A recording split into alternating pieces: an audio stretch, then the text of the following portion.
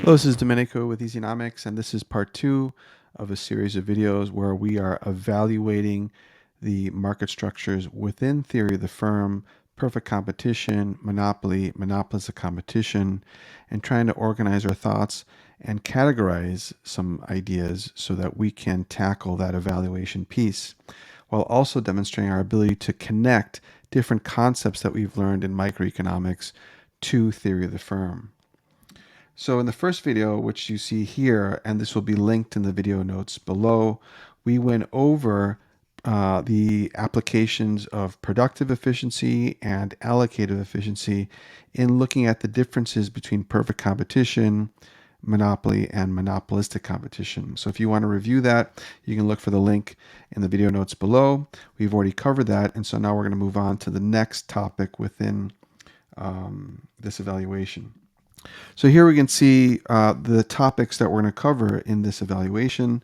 Again, as I stated before, we have covered in part one these two topics, allocative efficiency and productive efficiency. And above you can see within graph A and B for perfect competition, graph C monopoly, graph D monopolistic competition at its long run normal profit. Some notes that we made in that video regarding allocative efficiency or productive efficiency and so forth. Using the model to support our reasoning by highlighting different points or quantities or prices within the model to make our point there.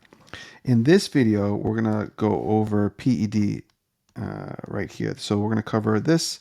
This will be part two of this series. And up here, we covered this in part one. So this will be focused on PED, applications of price elasticity of demand across these different market structures. And then part three will likely go over the benefits to society of firms sustaining supernormal profit, and so on. So this will be a series of videos breaking this all down. And as you study this, it's going to help you review past knowledge, applications of positive externalities, negative externalities, applications of PED, applications of economies of scale, and so forth.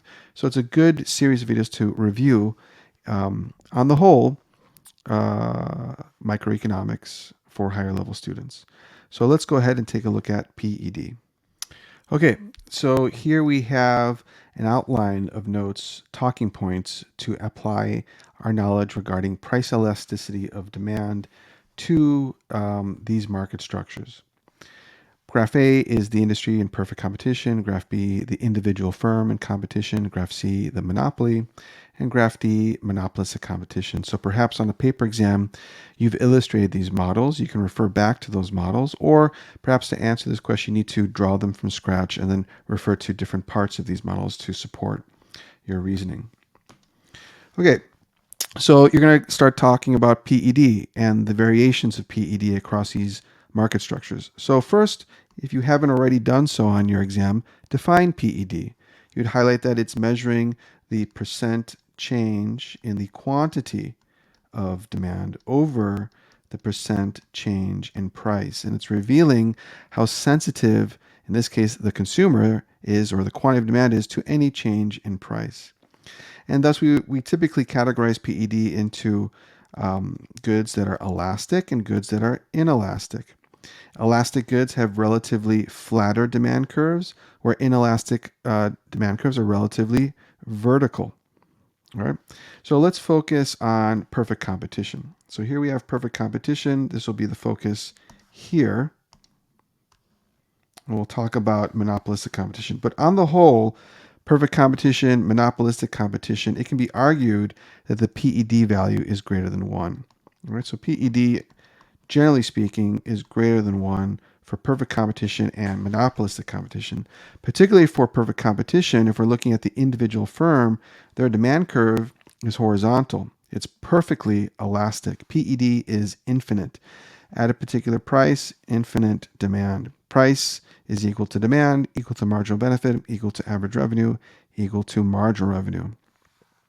So what we notice with firms that are facing this horizontal demand curve, that horizontal demand curve is a price set by the global industry for primary commodities. Perfect competition are typically operating in the resource market for land. So we're looking at land resources. We're looking particularly at what we call primary commodities. And these are what the things that we extract from the land. This could be petroleum, natural gas, timber, livestock, wheat, barley, what's grown on the land, what we extract from the land, etc., are primary commodities. And since these goods are all homogeneous, they're provided into the global market where we have this global supply and we have this global demand, and the global market will establish a price for each of those commodities, and that becomes a price that all individual firms must accept. So they face this horizontal line, and that's a result of all of these competing firms that are producing a homogeneous good or perfect substitutes, and that causes these firms to be price takers. They have no control over price. One firm facing the global industry, where we're looking at hundreds of thousands, millions of competing firms, one firm will have no real impact on that global price. So, for example, if consumers can buy the same product from many competing firms, then we would see that a single firm, even if they tried to charge a higher price, then consumers would just go to all the other providers because they can find cheaper, identical, homogeneous goods from them. And so the demand curve for that individual firm that tries to price higher than the global market would see their demand curve collapse to zero. What this all means is that since it's elastic, there's typically kind of downward pressure on price. Firms will typically have to keep their prices in accordance with the global market. There's continual downward pressure on the price. And what does that mean? Well, it's going to mean increased consumer surplus in the industry side. So let's go ahead and talk about monopolistic competition. Okay. Monopolistic competition that we see in graph D has a more elastic demand curve. It's a little bit flatter, and because it's flatter, it's going to be greater than 1. That's going to mean that the percent change in quantity is greater than the percent change in price.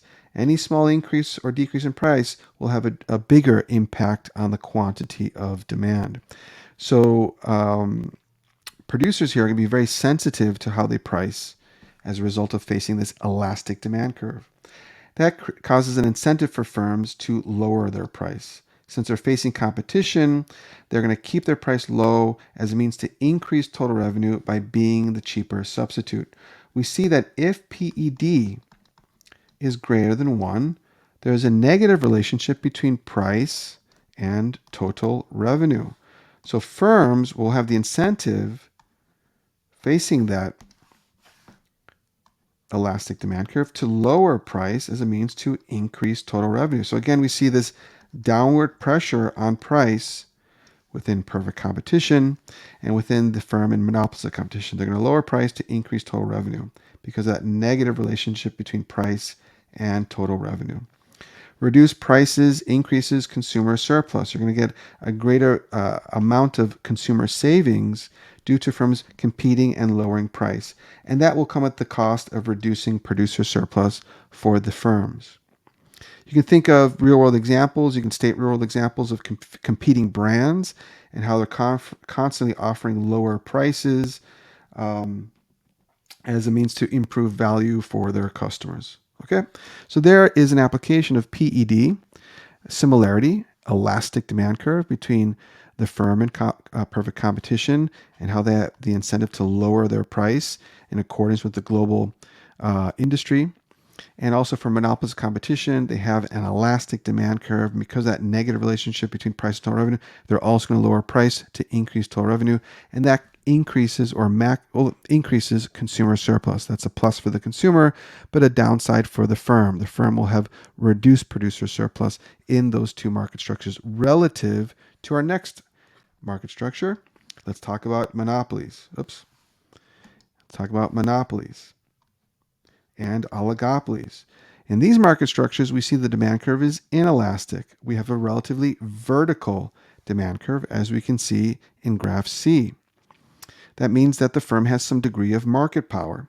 There's an incentive for firms to raise price. So in this case, we see a positive relationship. So if PED is less than 1, there's a positive relationship between price and total revenue. That will cause firms to have the incentive to raise price to increase total revenue. So there's an incentive for firms to raise price to increase total revenue due to the lack of competing substitutes. There is that positive relationship. Increased prices will thus decrease consumer surplus. Here in graph C, the consumer surplus that's shaded in blue is a reduced area relative to the consumer surplus blue area in the industry in graph A, and also relatively smaller than the blue consumer surplus area in graph D. However, that will lead to an increase in producer surplus. So that's a plus for the firm in monopoly and oligopolies. They'll have an increased, more amplified producer surplus, which is this pink shaded area in graph C. And we can think of some real world examples in cases where firms have exploited their market power, raised their price significantly. One example I've used with my students in class is that in 2015, Turing Pharmaceuticals acquired a pharmaceutical drug called Daraprim, and they raised the price from $13.50 a tablet to $750 a tablet. That was about a 5,000% increase in price, demonstrating that when you have an inelastic demand curve, the percent change in price is going to be greater than the percent change in quantity of demand. Here we can see some information about this. Turing Pharmaceuticals, that was run by Martin Shkreli, who later went to federal prison. They raised the price from $13.50 to $750 a tablet. That's a 5,000% increase in price. Okay.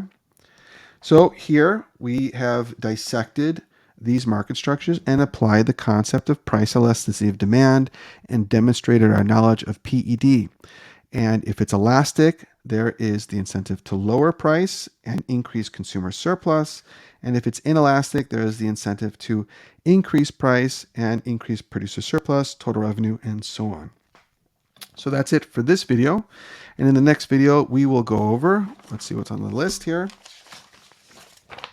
We will go over the benefits of firms that sustain supernormal profits. So we'll look at monopolies, oligopolies, and monopolistic competition when they're able to sustain supernormal profit, and how that could lead to them investing in economies of scale, research and development, which is a positive production externality. And these are some spillover benefits to society, so that we can balance the monopoly as, yes, there's some negative outcomes, but there's also some positive outcomes. So stay tuned for that. If you have any questions, you can comment those questions below, and please don't forget to subscribe and to like. Thank you so much.